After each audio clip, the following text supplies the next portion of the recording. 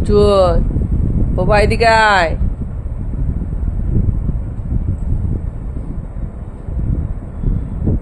বাবা লেজটাকে পুরো ধুতির কোচার মতো তুলে রেখেছে। এই তুই পোকাটাকে কি পা দিয়ে ধরে রেখেছিস নাকি? এই দেখ, এই দেখ,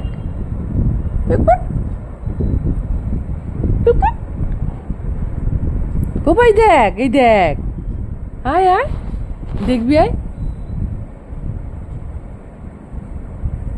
এই দেখ,